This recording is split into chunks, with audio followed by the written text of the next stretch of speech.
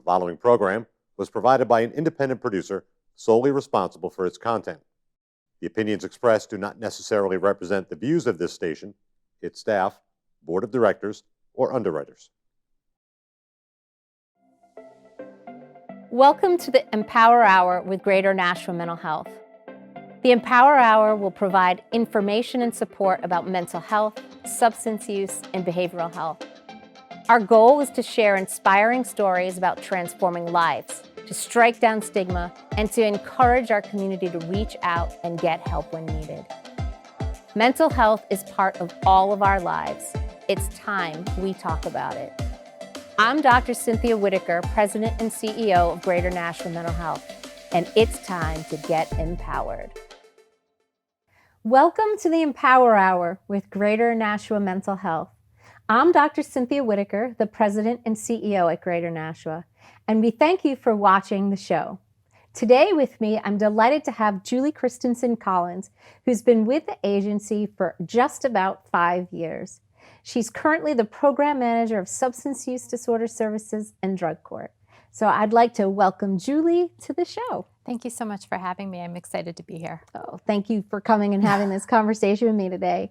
So tell us about your journey of joining Greater Nashua. So I just mentioned you've been with us for just about 5 years. So yeah, what was that like? So I had moved to New Hampshire from Massachusetts, and when I was looking for work, and when I saw this, I was really excited. Both because of the agency, Greater Nashua Mental Health being the community mental health center, and also because it was working with the drug court program. And for me, I didn't have a ton of knowledge about drug court, but I knew that it was a very well-researched program that had a lot of standards, evidence-based standards for the model. And so I was really excited to be involved with something that had been shown to have really good outcomes. So you started with us as the coordinator of drug court, and you stayed in that position for quite some time. For quite some time, and it's been great. So in that role, I coordinate the drug court program and team. So in addition to Greater Nashua Mental Health providing the program coordination, the treatment services, and the case management services, we also are part of a larger multidisciplinary team that's overseen by the court. It's a legal and treatment program, and so we have a lot of legal team members on board. The presiding judge, we've got the county attorney's office is involved, the public defender's office, police, probation and parole, the jail is involved, and we also, the recovery community is involved through Revive Recovery. So a lot of people on the team to yes, kind of come around the participants of the program. Correct, yeah. So what does the program look like for a typical participant? So somebody joins drug court. What do all those people do for that person? What does that look like? Sure. So just to start off, somebody would come into drug court as a participant because they've got legal charges, pretty serious legal charges that they've got, felony level charges, and they typically might be going to prison. So this is an opportunity to stay out of prison and get some treatment for substance use disorder and other issues that might kind of lead to criminal behavior and criminal activity. So they're essentially, pleading guilty to the charges, and the sentence is drug court. And so they come in and they do a lot of treatment. They have a lot of supervision in the community in order to help them kind of, return to, a recovered and functioning member of the community. And so the team's job really is to, the treatment providers provide the treatment, the case managers provide case management. And then in terms of the rest of the team, as well as the treatment providers and case managers, we really look to use a behavioral modification approach. So the use of sanctions and incentives to really encourage people to invest in treatment when they might not initially have that internal motivation. And so the court obviously, can impose the sentence if somebody's not willing to engage in the treatment program. But we use smaller sanctions, and people come to court every week. to kind of report on their progress for treatment and toward their goals. And so if they're not, if they're engaging in, infractions of rules, they can be sanctioned. It might just be a warning. It might be community service, 2 hours, something like that. But we also do a lot of incentives because we know that's the way to promote behavior change. Mhm. So we do a lot of praise from the judge. We do a lot of applause. We do a lot of certificates. We do a lot, just recognition of the hard work that they are doing and the steps that they're taking to move forward. And so that's kind of what the team focuses in on. And I would think that participants aren't used to getting that positive recognition from many people on the team. I mean, certainly as a clinician myself, people are used to having a provider or a therapist say, good job, you're doing well, but probably not a police officer or a judge or someone like that. Or the person who prosecuted them, right? Right. And so that's we really make it a point to spread out the praise. So like if we're going to give someone recognition for something in the courtroom, we're probably not going to have the therapist say it because they've already probably talked to the client about it, right? So we're going to have maybe the prosecutor, give them kudos or a shout out as we call them, or the police officer, or, certainly the judge is very involved with everybody in kind of recognizing their efforts for sure. Well, I mean, that alone sounds like a very different experience than what people are probably used to. It's a very different model. It really is. We want to work with the client, and our goal is to help them be successful in treatment and in their life. So what do you say to people that might think, oh, this is like a quote unquote get out of jail free card? I mean, I certainly know it's not, but I'd love to hear, what would you say to somebody that has that thinking? Yeah, I mean, I think there's a couple of things I would say. One is, for the individuals that come into our program, they typically have pretty long histories with the criminal justice system. And so they've been incarcerated before, many of them, and it hasn't been successful in helping them make the changes they need to be successful in the community. And so this is an opportunity to really think about long-term success. The other thing is it's a lot of work. Yeah, for sure. It's a lot of work. Initially when someone comes into the program, they're getting a lot of intensive treatment. They might be in treatment 9 or 10 hours a week. They would be going to court once a week to, answer to the judge. They would be seeing their probation officer once a week. They would be getting drug tested 2 to 3 times a week, meeting with their case manager. So it is a lot of work. And we provide a lot of intensive supervision to participants in our program as well. So there are probation officers who are very involved. We're seeing people multiple times a week. We have police officers in the Nashua community and in Hudson who do curfew checks for us to make sure people are home during curfew. So it's kind of, it's not a get out of jail free card. It's different than jail, but it's a lot of work too. Yeah, so, and you mentioned people really maybe start without the internal motivation and investment, and that a lot of this support initially is to help people maybe shift from that external motivation to an internal motivation. Have you seen that happen for many participants over time? I mean, I think it happens for most participants over time, right? I think it's very, very common for people to come in and only be coming into the program because their other alternative is the prison, and, people don't want that. But as they start to, first of all, as they start to work on stopping their substance use, their mind gets a little more clear. They're able to function at a different level, and they really start thinking about their future and what they really want. A lot of them, once they are abstaining from drug and alcohol use, they're able to have different relationships with family members, with children, and that's really motivating for people once they kind of see the positive effects of that. So I think it's really common that people, come into the program, just to avoid jail, but maybe intending to keep on living the lifestyle or thinking it's, it's going to be easy to change it. And then once they really start making the changes, they're like, wow, this is a different life. And there's things here that I really want. And I want to, I want to do this even if drug court weren't here. I want to continue down this path. I mean, the vision in my mind is like the upward spiral, right? Somebody starts one step in season and then it's like, oh, there's more. And so even if somebody took the first step for, the wrong reason or maybe not quite the right reason, it doesn't matter. What matters is they took the first step. They took the first step and it's putting them on the path forward. It's all about baby steps. I mean, I think, for a lot of folks, it's probably unrealistic to think they can, think that far in advance at the moment, right? If they're actively using, and maybe they haven't had a lot of success when they've tried to quit before, So I think you kind of have to have those first few steps and kind of build on that and continue on.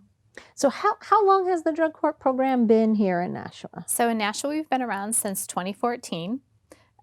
It started because my understanding of the story is the judge approached Greater Nashua Mental Health because she really wanted to have a drug court, and Greater Nashua said, we'll provide the treatment. And they did that to get started, and then eventually were able to secure some federal funding to kind of expand the program. Since then, the state of New Hampshire has been providing funding to the court system and to the counties to the court system to establish drug courts in counties that want them. So we've been around since 2014. Yeah, it's of course a topic near and dear to my heart because I was very involved in the drug court when it was beginning. Some not a little different, but so I appreciate your grace with that. But it really is cool, I think, that this partnership has existed for so long, and to just see how much it's grown and changed over time. I mean, from just one of a few drug courts in the state to now the state having, a statewide system of courts and, a state coordinator. And yeah, I think one of the greatest things that I really appreciate there's a lot of things I really love about drug court and appreciate. And one of them is that we're always looking at the program and looking at what we could be doing better and look at what we could be doing differently. There are drug courts nationwide, and there's a lot of research that's been done on them and has been continuing to be done on them. And so we get new information all the time, and it changes the way we run our program. When we first started, we had the treatment, and then, people graduated.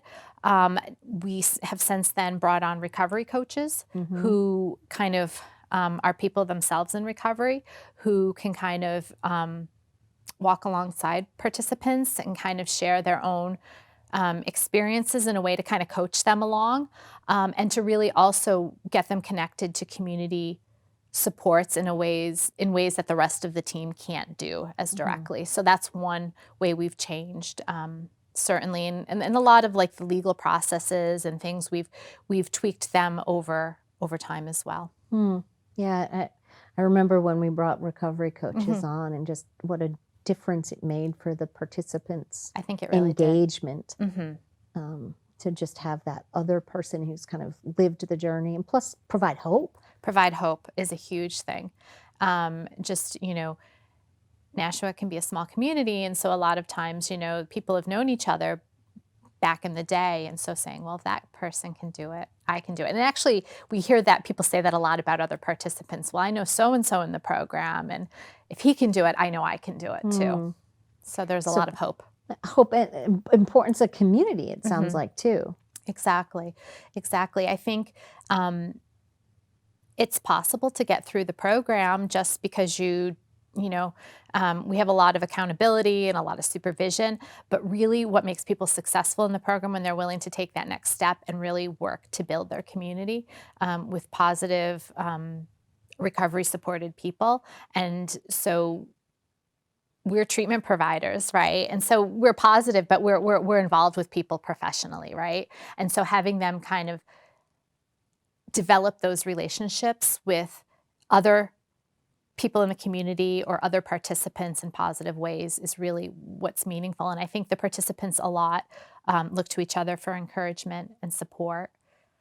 We recently, one of the incentives we recently kind of implemented was, a peer recognition. So we have big, like ballot boxes essentially, and someone in the program can fill out a slip kind of recognizing another participant for something that we may not be aware of. We might be or we may not be aware of.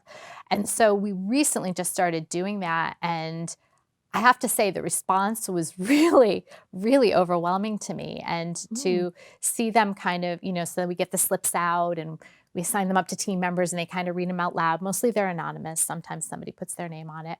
And to see, the people receiving them for stuff that their peers are recognizing is, I think, really meaningful and motivating. Yeah, it reminds me of the concept of like creating a recovery team. Yes. Right. And like you say, that's not the providers long term. We're part of that team Right. in short term for Right. sure, but not long term. And so to have people in your community see the things in you, Yes. you start to trust you can put people on your team. Exactly.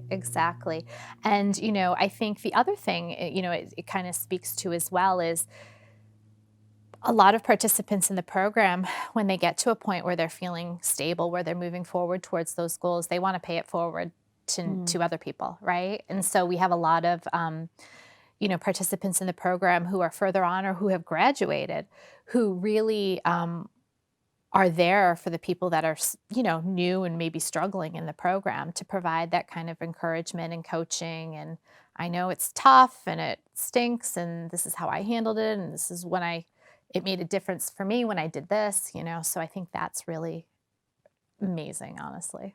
So in all of your time in the program, I mean, clearly you've seen lots of success in people graduating, and I'm sure some struggles too. Is there a story or something that maybe highlights for you some of the important factors that lead to success in the program? Or So one of the things we hear all the time from participants is, it worked when I stopped fighting and I took the recommendations of the people around me. I mean, that is such a common refrain. I probably hear it once a month from someone in court.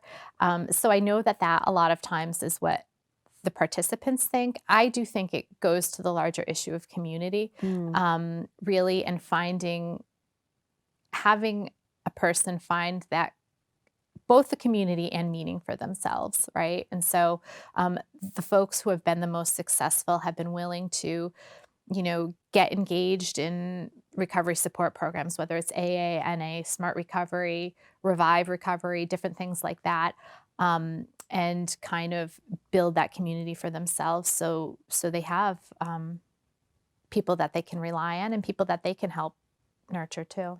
yeah, I mean, what you said reminds me of like surrender, right? Like I stopped fighting, I surrendered. Yeah. But in order We to hear that all the time. I'm sure. But in order to surrender, you have to feel safe, Yes. right? You have to trust. Yes. And so there's maybe something about the context of this team and the hope in the community that allows people to have that psychological safety and trust. We really do try to establish a trusting and, positive relationship with people where they know we care, even though we're professionals and we're, and so we do a lot of things to try to make people feel more comfortable with us.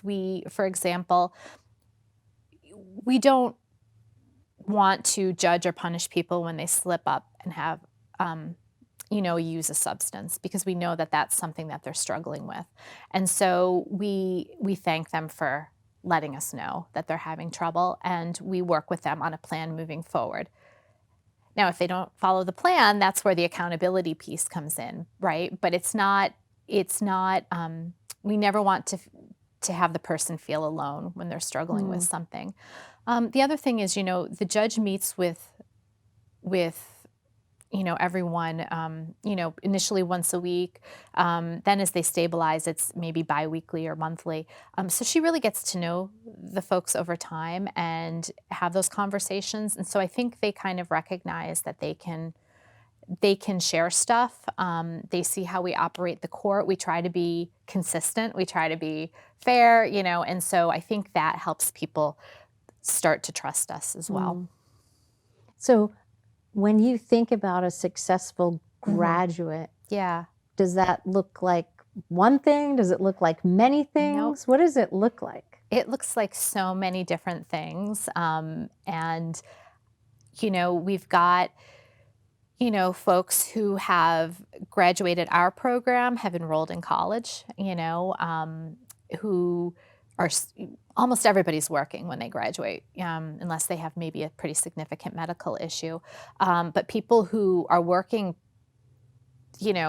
pretty well-paying jobs or pretty high responsibility jobs, maybe managing other people who maybe have not had much of a work history before, which is really great. But it also looks like, someone who has reunified with their children, right? We see that a lot. A lot of participants coming into our program don't have consistent relationships with their children at the time they're coming into the program because of their substance use. The kids might not be in their care in many situations. And so that's one of the first, it's one of the things we often hear from people as they start to abstain from use and get stable is, I want to work on getting visitation. I want to work on custody issues. And so people tend to make, really significant gains toward that overall. One of the other things that comes to my mind is education. You mentioned Yes, college, yes. but it might even be a high school diploma for somebody, Absolutely. right? Absolutely. And again, we recognize progress where it is. There's some folks that it's going to take them a while to get their high set or, which is what the GED is kind of called these days. And so, the fact though that they're attending classes consistently, when before they would be completely unwilling to walk in the door of a school, if they've had, negative experiences in the past. And so those are successes too. Yeah. The other thing that's kind of coming to my mind is we made an intentional shift to put drug court and the substance use disorder services program in integrated care, right, in our integrated care department. And some people kind of were like, why is that? But as you talk about drug court, it really is whole person care, right? It is. So yes, we're doing this substance use disorder treatment, but I mean, you're mentioning work and school and parenting and all kinds of skills that being in drug court really helps a person develop as a whole person, not just let's just do your substance use and make sure you stop using. Right. I mean, and again, I think it speaks to the fact that, for a lot of people, in order to be successful long-term in kind of managing their substance use, they have to build a recovery, right? And that's what recovery is about. It's about work, it's about family, it's about community, it's about meaning, and so we really do work to help people with that as well. Yeah, it's important. Finding meaning, finding purpose. Yes, yeah. Yeah, because sometimes people end up using substances because they lose contact with that bigger purpose of life. Yeah, exactly. Yeah. So what do you notice any other differences kind of in the 5 years you've been here? So you've mentioned a few programmatic ones. I'm just curious, any other things that kind of come to your mind? I think, I think, again, we've really worked to strengthen the program. I think that there seem to be more services out in the community than when I first started, which is really important. When participants come into the program, they may need other services that we can't provide within the drug court program itself, right? They might need more intensive mental health services. So we can refer to other programs within Greater Nashua for additional supports. Maybe someone really struggles to take their meds on regularly and consistently. And so they might get a support worker that works with them around medication issues and some other issues around managing their life. Or they might need medical care. A lot of folks come to us and they're not, they might have some chronic conditions that they haven't been treating or managing. And so they need, they need care around that. So we can refer them internally or externally, for those types of services. I think there's much more sober living in the community than there was when I first started, which I think is really helpful to people, both in giving them a safe place to live while they're going through treatment and also kind of establishing that community for the long term. What about the support for the program or the understanding, maybe its validity? Have you seen that shift over time too? To be honest, I feel like since I've come on board that there has been a lot of support for drug courts within Nashua and at the state level. I know that wasn't always the case, but I do think that overall there is a lot of support. I think that people do still have a lot of questions, like you mentioned about, a get out of jail free card, or kind of even what the focus is of the treatment or different things like that. But I think one of the amazing things is the support of the community towards drug court that I feel like has been there at least since I started. Yeah, I mean, I feel that for Nashua, for a lot of things, we're really lucky in this community, that there's a lot of community collaboration and support for mental health, for nonprofits, for all kinds of supports in our community. Yeah, I agree. And I think it's not necessarily that way statewide for other drug court programs. And I think we are fortunate to be down in Nashua where we have that level of support and, additional services in the area. So, I mean, I do think, the state didn't always fund drug courts. And then I think that was maybe 4 or 5 years ago that it started doing that. And I think that's huge because, I think it would be hard to support the program without some support from the state. Yeah, well, and I think it probably brings support to the teams too, to know others are doing it, to have colleagues to talk to. To do that, and also to have trainings, right? So because there's so much evidence out there and research being done, in order for drug courts to be effective, we have to know what works and what is what's counterproductive. And so, I think the state has, at the state level, that's been a big goal, is to make sure that the drug court team members are trained in best practices, in the latest research, and work with us to help us implement those things. All right. So instead of us needing to find things on our own, the state's helpful in bringing some of that in because of that commitment to make sure we're really providing the best care we can. Exactly. Or if we feel like there's things that we would want to learn more about, they're helpful in kind of, going out and getting that and bringing it to us for sure. So we talked a lot about drug court, and I know your roles recently shifted a little bit in that we're bringing kind of our more traditional substance use disorder services and drug court services a little closer together, so they're not so siloed and separate. Right. I'm curious what some of the benefits you've maybe noticed of bringing those two teams closer together, or maybe what you've noticed about differences between the two. So in our community SUD program, it's a little bit different because it's, people who are in the community who think they might have a substance use disorder or know they do, or someone's telling them they might and they're seeking treatment, are coming for evaluation and then outpatient services that we provide at Greater Nashua. And so I think in many ways, it's the same and different, right? Like, everyone is so different, but there's a lot of commonalities across substance use disorder. The drug court participants have the additional issue of criminal involvement and pretty significant legal issues hanging over their heads. But then again, we see people in the community program that also are facing legal issues due to their substance use. And so I think there's an opportunity having the closer working relationship, I think, benefits both programs, because for the drug court participants, when they're completing the drug court program, they still might be interested in some treatment, right? Maybe, some ongoing support, to continue to prevent relapse, right? Or maintain their recovery. And so we can transition them over to the community SUD program for therapy, or, maybe a weekly group or something like that. For the folks in the community SUD, we've got a lot of knowledge and training that we've got around substance use disorder by virtue of, our drug court trainings that we can share with them as well. And so I think it's really mutually beneficial. Yeah, so there's like a give and take, Yeah.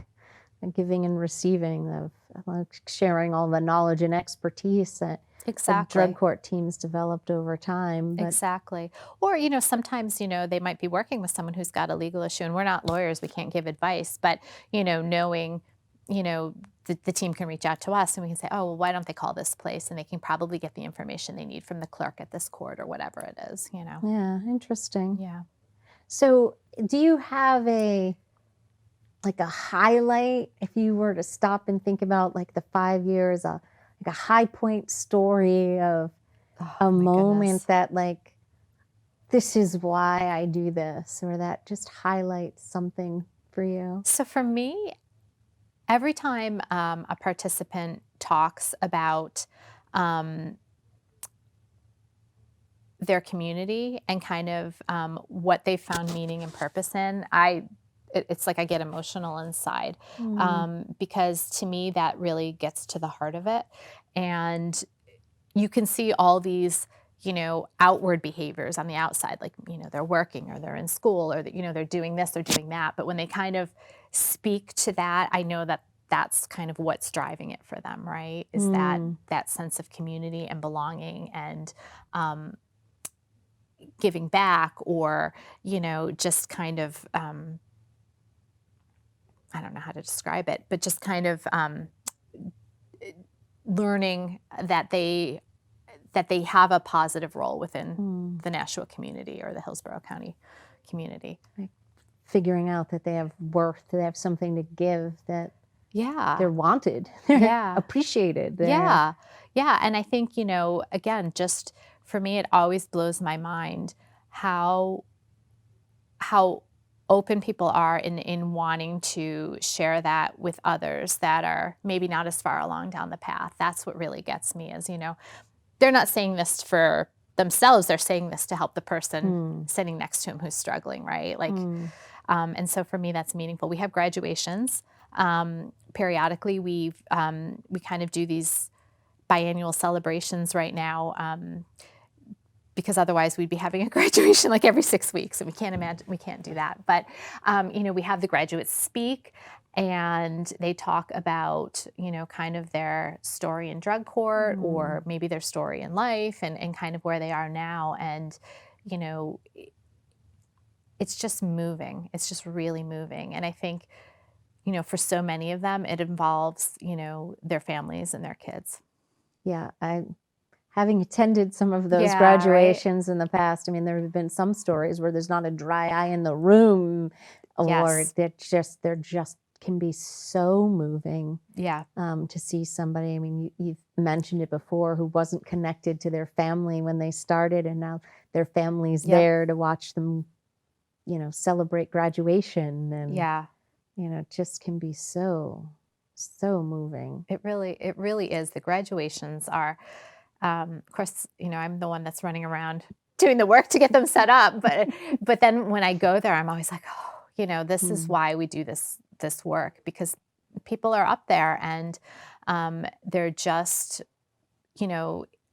talking about where they are and where they want to go, in a realistic way, and it's just very moving. And it's funny, we call it a treatment program. Yeah. I mean, as you describe it, though, it's a transformation program. Right. Right. It's not just going to treatment, going back home, and hoping you can figure out how the treatment can help your life. I mean, we literally are helping people make transformative change into a life of recovery. Right. And that's what we really, try to talk to the participants about. This isn't about now. This isn't about drug court. Like, this is about your life. This is about recovery. And recovery is possible. There's hope. And they see it because they see the people involved with our program who are in recovery, right? And we try to educate them on, steps they can take to get there, and give them some choices about how they want to pursue it. But ultimately, that's what we're hoping for them. Yeah, I remember having done some work with drug court and having conversations about, like, you could take the path of just check the boxes. Check the box, yes. Right, but if you check the boxes, you graduate drug court, you might end up having legal trouble again and coming back for round 2. Yeah. But if you truly engage and let it sink in and figure out that purpose of life. Yeah. And, I'm thinking we did have, we've had participants who have come in and have kind of checked the boxes and have had people return. And, there's a number of people who checked the box the first time, or maybe didn't even get that far, right? We're like, I'm not even checking the box. And, came back and, had gone through that experience and said, no, I need to do it differently. It's not just about checking those boxes. And how can I do it differently this time? And I bet those stories, when they get shared in the community, are really meaningful for the other participants. It's really meaningful. Yeah, it really is. I think for them to know that they don't always have to be perfect, right? That they can make a mistake, that they can struggle, that they can, that there's still an opportunity for change moving on, and so we try to, one of the mottos that the judge always says is do the next right thing, right? So if you make a mistake, okay, you made the mistake, but it doesn't mean you have to make the next mistake. You can do the right thing, the very next choice you make. So. Right. Don't let one mistake downward spiral you. Exactly. Do the next right thing so you Exactly. can figure out the upward spiral again. Exactly. And I think it's hard, right? It is hard. I think for all of us, it's hard to get back on the track, right? But, we really want to let people know that we believe they can, that it's possible, they've seen other people do it, and then kind of encourage them to take those little steps to kind of get back on track and moving forward. Yeah, we call this show the Empower Hour, right? Because our mission at Greater Nashua is about empowering people to lead their most fulfilled and satisfied in life and reaching their potential. And it really sounds like that is the program, right? Like, that's what we want it to be. Yeah, that is what we want it to be. And part of it, we didn't talk about this, but part of it is, we're taking people into the program who are, some of the more challenging criminal offenders, right? Who they have a long history. They're not, there's some of the more complex and difficult substance use issues. And those are the folks that we want to take in, because that's who the program works best for, because it really is about transforming the whole life. Yeah. Yeah. Okay. Say more about that. So it's not somebody who this is their first offense and has a possession charge, for example. Right. So, the example I use is it's not the college kid home on break who gets caught with a bag of marijuana, No, that's someone who's going to go through the legal system. They can be diverted earlier, maybe get some treatment, or maybe the threat of just having the legal system is going to kind of scare them straight. The folks we work with are, people who recidivate at a really high level if things don't change. Substance use disorder is one of the risk factors for criminal behavior, but there are others. And so they have, a higher risk in those. They have greater risk factors to recidivate. And so we work with them around those. And I know one that the program talks a lot about is trauma. That a lot of the individuals that are in this program have significant adverse childhood experiences or trauma in their histories that is part of their journey into using and engaging in criminal behaviors. And so we're addressing that along the way too. Yeah, so we have to help people who've had trauma and are experiencing, ongoing symptoms related to that trauma, that can really impact their ability to engage in treatment or to be successful in the long term, in abstaining from substances. And so we have to address it both when they start treatment and as they're going through treatment so that they can, manage it so that they feel so they can be successful in the long term. And same with other mental health issues as well. So we really do have a lot of focus in our program on working with folks with co-occurring disorder. And I think being part of the mental health center,